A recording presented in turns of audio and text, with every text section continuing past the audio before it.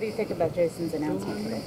Well, I had an interesting experience starting my day. My phone started blowing up about 7 a.m. this morning. A couple of people giving me a little bit of a heads up on what was to come today. I got a police escort to work.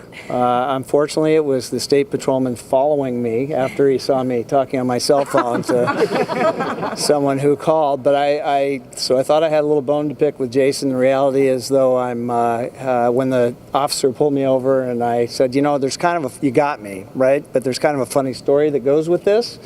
And we had a player in the NBA announce he was gay today, and he's really, who was that? So, Jason Collins. And I said, okay, great. He said, how's that going for you? I said, it's going pretty well. He says, okay, you got a free pass today. So, wow. Thanks, Jason. I didn't get that $200 cell phone ticket. What would you tell him in terms of maybe any advice from what you've gone through? You know, I think this is such a personal thing to reach a point in your life where you're prepared to do this. I'm very proud of him. It's a very, very courageous thing that he chose to do. And I know I read the story, came through as very authentic, came through as very, very genuine. He's somebody who didn't have the benefit of somebody going before him in the same situation to learn, to watch, to see how people would react. So it takes a man of great courage to do what he did today. And I'm happy for him because he's going to be able to be the complete Jason Collins every day for the rest of his life. And tough for him to play now? I think he probably knows what he signed up for. He's going to face a whole bunch more television cameras and reporters than he probably has over the course of the last couple of seasons, but clearly it's somebody who's given this a lot of thought. He's prepared for it, and it's what he signed up for. And I think, there's been a lot of speculation about when, who, how, and that speculation's been put to rest now, and we'll always remember that Jason Collins was the first player to do this. Do you know him at all? To get another job?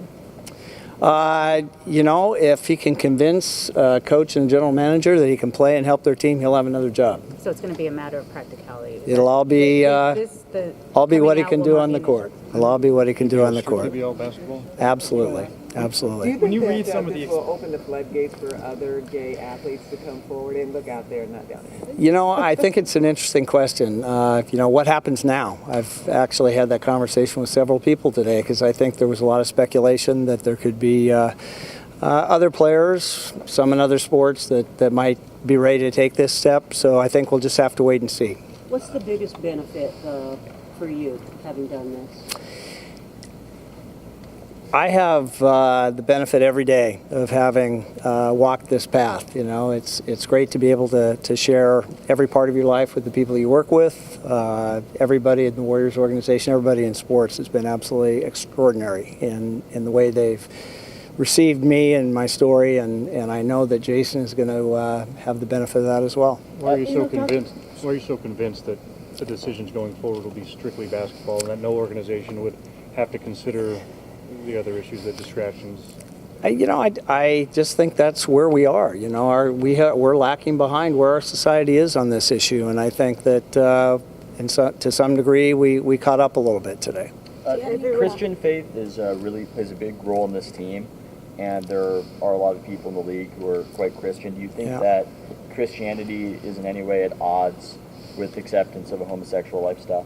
If you've read his story, he talks a lot about his Christian upbringing and what it means to him today as a person. It's everything about a story like this is a completely personal choice, and I think that he's made his choice, and I think that people will accept him for that. Rick, there's a lot of talk about the negatives, like what will happen to him, but what about the positives? Do you think he's going to receive a lot of positive reinforcement or opportunities because he's the first guy? He absolutely will receive more opportunities. A lot more doors are going to open for Jason than are going to close because of what he did today. Do you have any thoughts? I mean, it's sort of a double standard. There have been female gay athletes who have been professional and been gay while they were competing. But you have to wait till 2013 for a male professional athlete to be able to come out.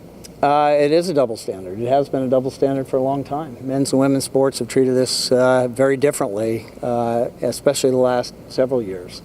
So I think that, as I said, I think society is way ahead of sports on this issue, and I think today we came closer to catching up. When you Rick, say can you doors are talk going to about the open, do you mean historic in nature marketing that, sense? I mean, if this were the first doctor coming out, that's different. I mean, you've been quoted as saying, sports is one of the last industries left. Well, men's team professional sports has certainly been one of the last barriers. And I think part of it is just this difficulty in never having had somebody take this step before to see how people would react. And because of that, it is really courageous what Jason did today. I'm very proud of him, and I think he's going to see the benefits of this both personally and professionally going forward. Do you think this is Doors are- needed, especially for Shout to him? kids and children looking up to him and children out there is going through the same thing? I think it's great. I think when you read his story, read about his background, read about his brother, his twin brother, I think it's a story that'll resonate with everybody. He's just another guy. He happens to be 7 feet tall and happens to be really good at playing basketball, but he's a person, and he now can be a complete person. Rick, when you say Did you doors reach are going out to to him? open, do you mean in a marketing sense? I think that's very possible. I've had conversations with some companies that have kind of asked me, hey, if you got some idea of somebody who might fall into the category of the first player to come out, let us know. We'd be interested in that player. So I think he'll be careful about it. I think he's, going to want to handle this the way he wants to handle it. I don't know what that is. He's represented. I got a call early this morning from Casey Wasserman. It's his agency that represents Jason Arntellum, who's his agent. He's surrounded by some really good, smart people, and that Stanford degree is going to come in handy, I think, as he figures out what he wants to do from here. Do you have As to important walk as today- on eggshells around some of the players yourself? I mean, I'm just wondering, in this kind of a macho environment. Not at all. I can't even think of a single circumstance where anything like that has happened to me. This team, this organization, this city, the whole community has really embraced me as our sport. And I think that, I think it'll make, hopefully, the reason I did it, it's going to make it easier for somebody to have seen someone who's gone through this and experienced it, and it's turned out really well. What do And you- I think it'll turn out well for Jason. What do you say to people? I mean, the first thing people talk about is the locker room. And what do you say to people who say, how can he be in a locker room with his teammates?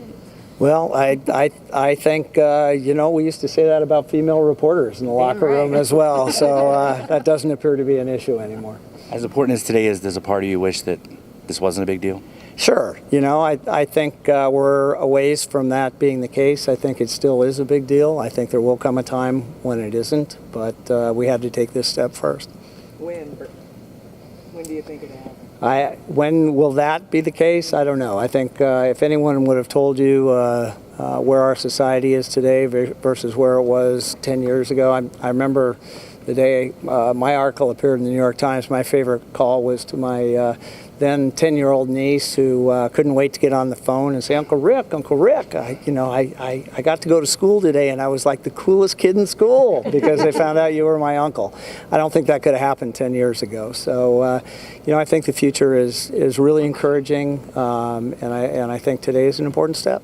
Even though it is 2013, does it feel like things are starting to move at a pretty rapid pace, that there's just this conversation has taken a direction that it wouldn't have maybe even 2 years ago? No, I think it has. A lot of things have contributed to that, but again, you read Jason's story today, and imagining being in Washington, D.C., and the Supreme Court is debating, a very important law on Prop 8, and he couldn't be part of the conversation, and he felt like that was really a powerful thing for him to try to make this decision. So yes, I think we are, we're marching toward an inevitability here.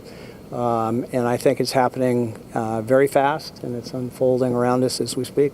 There will be ugly backlash. What do you have advice for him for those kind of things? Because it always happens. I think the way he put it is he hopes for the best and is prepared for the worst. I don't think there's going to be much of the worst. My own experience, which I think it kind of defies logic. I was probably prepared for a 90%, 10% pro and con kind of reaction. And of the thousands and thousands of people who reached out to me through emails or texts or letters, I did not get one truly negative response. I know that doesn't even sound possible. It's not what I was prepared for, but I think that people who really are thoughtful on the subject, the people that Jason's going to care about are going to be with him. There's already been some stuff on Twitter, negative from other pro athletes, but do you think that's important too, that it just, the discussion that there is a discussion, that it people voice their fears or concerns, and then other people can talk to them about that? No, I think that's really important. I think each one of those is a teaching moment.